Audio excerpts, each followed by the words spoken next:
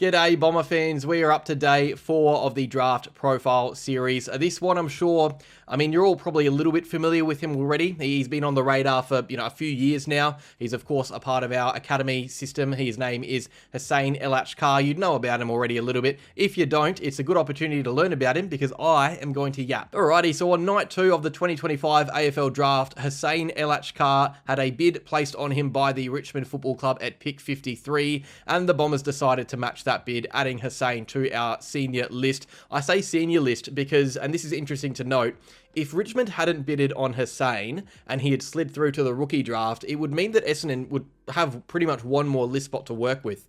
We could have added Hussien as a Category B rookie and added, even Will Setterfield back on our list or another national draftee. But the fact that Richmond put that bid on him in the national draft means we had to add him to the senior list.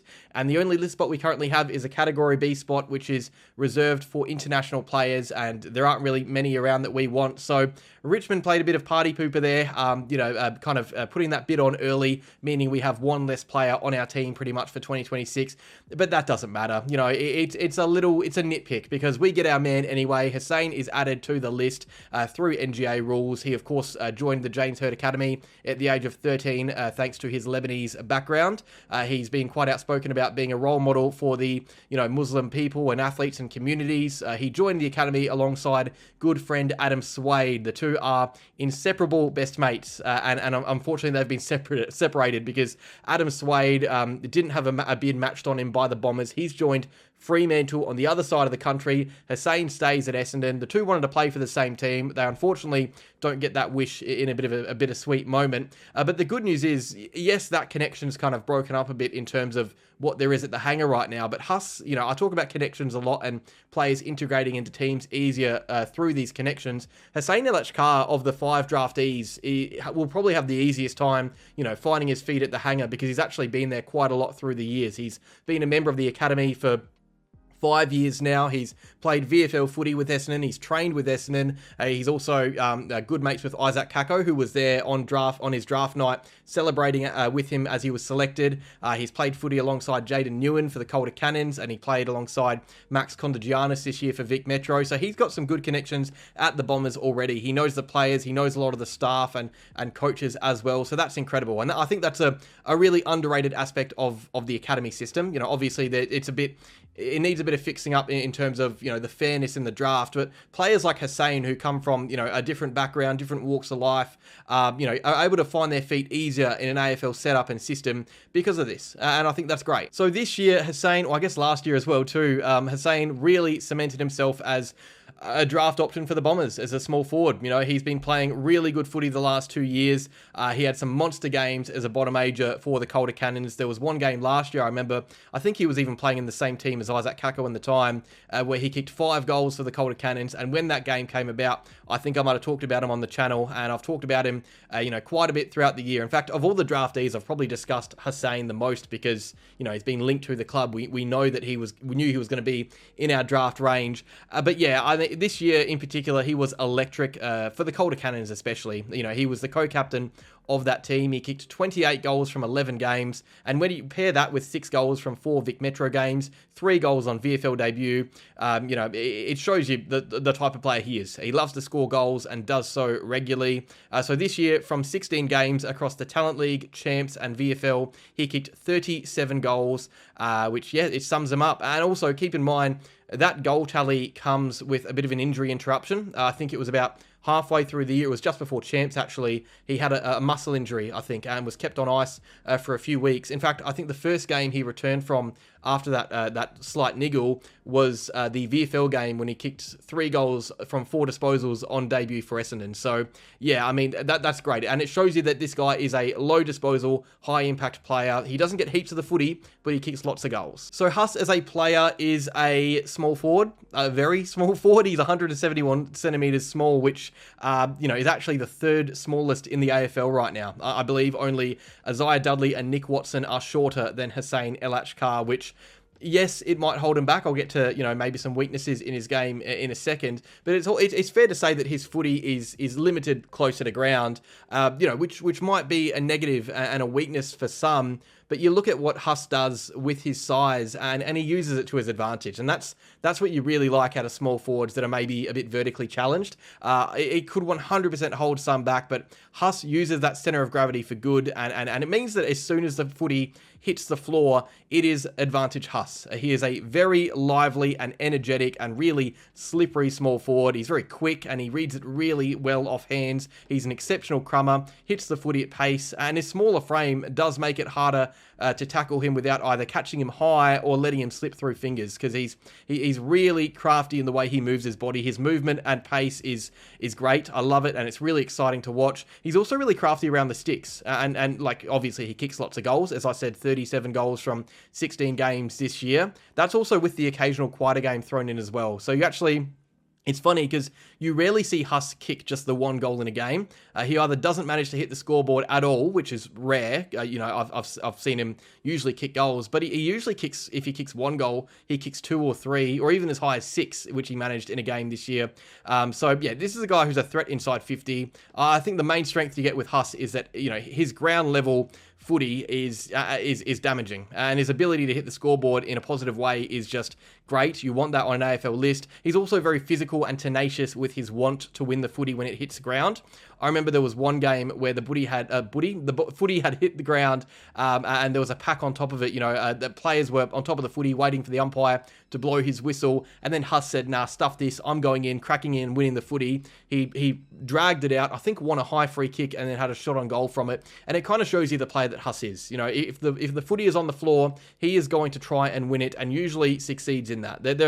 Because of his size and his center of gravity and how good he is, with his body and his pace with his legs, it is just harder to beat him on ground level. Yes, it is easier to beat him in other aspects of his game, but on ground level, there aren't many draftees in the whole draft class better than Hussien El Achkar, and that's not me exaggerating, that's just the truth. There's a reason why he's been one of the best goal scorers this year, across a range of different competitions. He hasn't just done it in the Talent League, he did it for Vic Metro, he did it for the Essendon VFL team. In every level he's played in, he's kicked at least 3 goals in a game, and that shows you that he's someone who's easily adapts to different paces of footy as well. Again, he's low disposal. He doesn't get heaps of the footy because he's limited in the way that he can win the footy, but when he gets it, he is high impact. He's either kicking goals or setting up goals for his teammates, and that's great. His VFL game, 4 disposals, 3 goals, that sums up Huss as a player. Now, the main downside with Huss, and I said it before, he's limited in the ways that he can win the footy.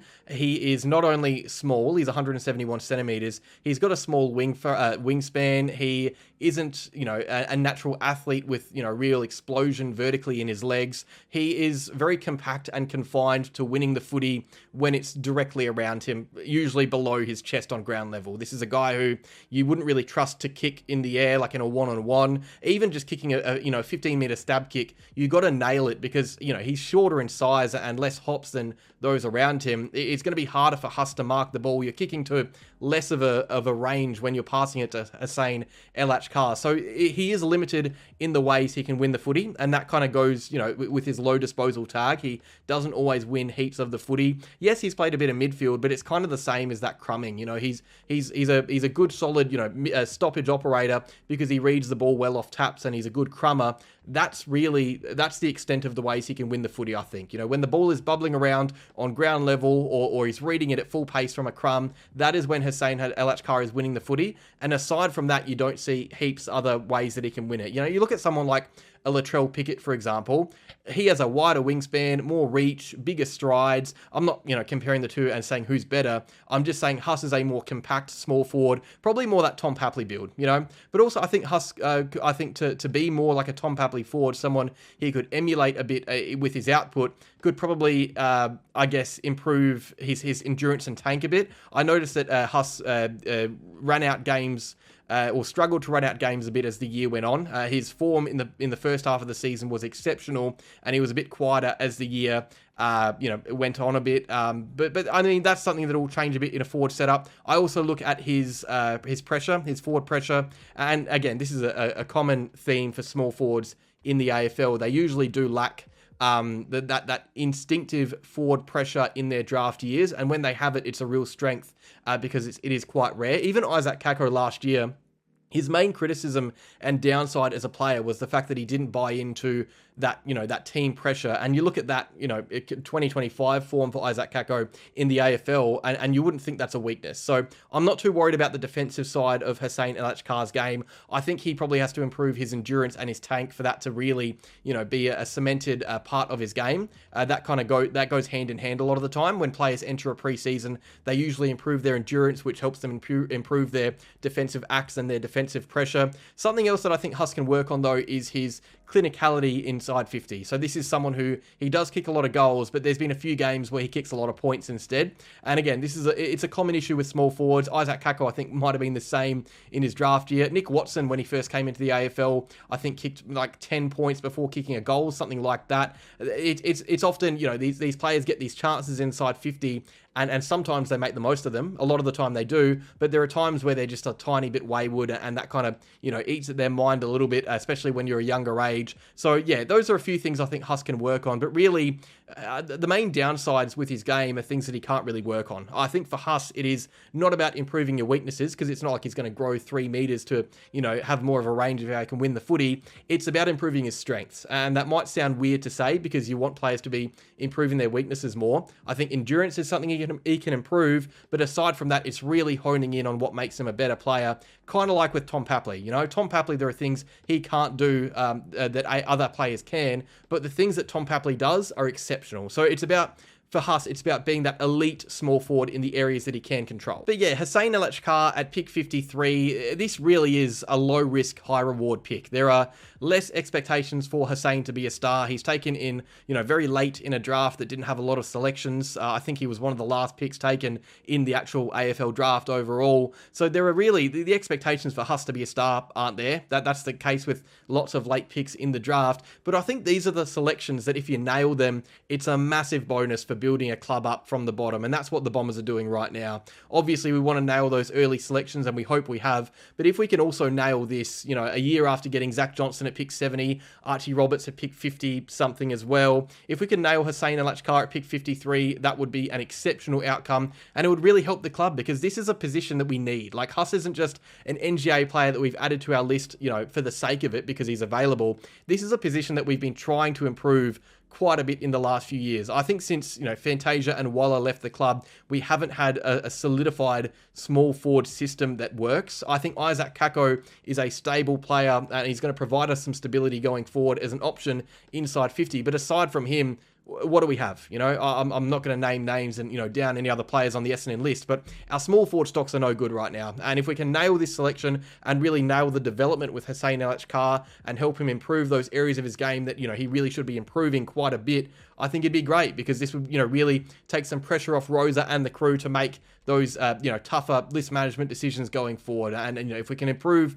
the forward line even more, it helps us going forward to be able to make tougher choices in other areas of the field. So yeah, this is a low risk, high reward pick. If it doesn't work, we wasted a pick in the 60s or 70s to match this bid anyway, a pick that we probably weren't even going to use. I think we might have even re-rookied Will Setterfield if it was the case. So it's not like we wasted anything really on this selection, but if it does work, it's a massive bonus, because again, we didn't really use much to get him. So I like it. I'm excited to see Hussien play. I think he could play next year. I really do. I think our small forward stocks are unstable enough for him to be getting an opportunity if he's playing good VFL footy. I'd like to see him in the VFL a bit more and improving the ways he can win the footy and winning more of it, because 4 disposals a game probably won't cut it to get you a game in the AFL. But yeah, I'm excited. It should be fun. This guy's been around the club for a long time now. He's got his wish of playing AFL footy, and he gets to do it at the club who really gave him a chance in the academy. So that is Hussien El Achkar. Let me know what you guys think down below. Are you a fan? Are you excited to see Hussien play? Also, stay tuned, because tomorrow is my final of these draft profile videos. I'm talking about